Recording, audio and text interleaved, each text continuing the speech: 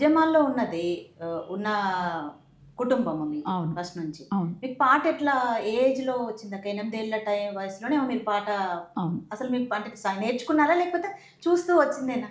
అంటే మొదట నాకు పాట అంటే ఇష్టం జనరల్‌గా. చాలామందికి ఇష్టమవుతుంటది పాట. అవును. అట్లనే నాకు గూడా ఇష్టం.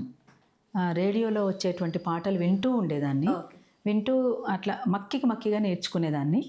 నాకు పాటల మీద ఉన్నటువంటి మక్కువను మా నాన్న, మా అమ్మ గ్రహించి, మా నాన్న వచ్చినటువంటి అప్పుడు అరుణోదయ మా ఇంటికొచ్చింది. ఆహా! అరుణోదయ నాయకులు చాలామంది. ఆహా! లలితక్క, గీతక్క, ఒక సందర్భంలో కామ్రేడ్ రామారావు, అట్లనే కానూరు తాత, ఇంకా చాలామంది వచ్చిండ్రు. చలపతన్న, ఆ! మన రాజేంద్ర ప్రసాద్ అన్న, వీళ్ళందరూ వచ్చిండ్రనమాట. వచ్చినప్పుడు మా విమలమ్మ కూడా చాలా బాగా పాడుతుంది పాటలు, మీ వెంట తీసుకుపోండి అని అన్నాడు. ఆహా! అట్లా నేను ఇంకా వాళ్ళతోటి అన్ని క్యాంపెయిన్లు చేస్తూ, మాదంతా అప్పుడు ఇప్పుడంటే కార్లు ఇవన్నీ వచ్చినాయి కానీ ఒకప్పుడు నడక, అయితే నడక, లేదంటే ఎడ్ల బండి, లేదంటే సైకిల్. ఆహా!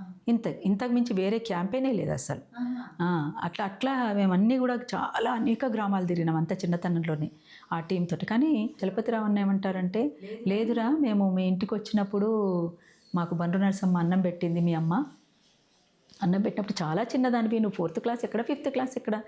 5th క్లాస్ ఎక్కడ అప్పుడు కాదు, 4th క్లాసో ఏమో ఉండుంటావు అనుకుంటా నాకు తెలిసి. అంటే 4th, 5th ఆ మధ్యలో ఉంటావేమో కానీ 6th అయితే కాదు, నువ్వు చాలా చిన్నదానివి నాకు జ్ఞాపకం ఉన్నంత వరకు అని అన్నారు. అంటే బహుశా కావచ్చేమో, అంతకుముందు నుంచే నేను పాటలు పాడుతున్నాను, నాకు జ్ఞాపకం లేదు అంత పెద్దగా. అట్లా నా ప్రస్థానం మొదలైంది.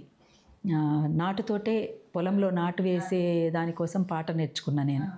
అట్లా నా పాట ప్రస్థానం మొదలై ఇవాళ మీ ముందు కూర్చున్నటువంటి పరిస్థితి ఉంది. అందుకని అరుణోదయ సాంస్కృతిక సమాఖ్యలోను, అటు ప్రగతిశీల మహిళా సంఘం స్త్రీ విముక్తిలోను, చదువుకుంటున్నటువంటి దశలో విద్యార్థి ఉద్యమం పీడిఎస్యులోనూ పనిచేసిన నేను. నా చిన్నతనంలో ఉస్మానియా క్యాంపస్కి అనేక సార్లు నేను క్యాంపెయిన్కి వచ్చిన. అట్లా నాకు ఉస్మానియాలో కూడా చదవాలనే ఆశ, కోరిక అట్లనే మిగిలిపోయింది. మీరు అది వచ్చినా కూడా వదిలేశారు కదా? అవును, వదిలేసి ఉద్యమ అవసరాల రీత్యా నేను వెళ్ళిపోయినాను ఇంకా.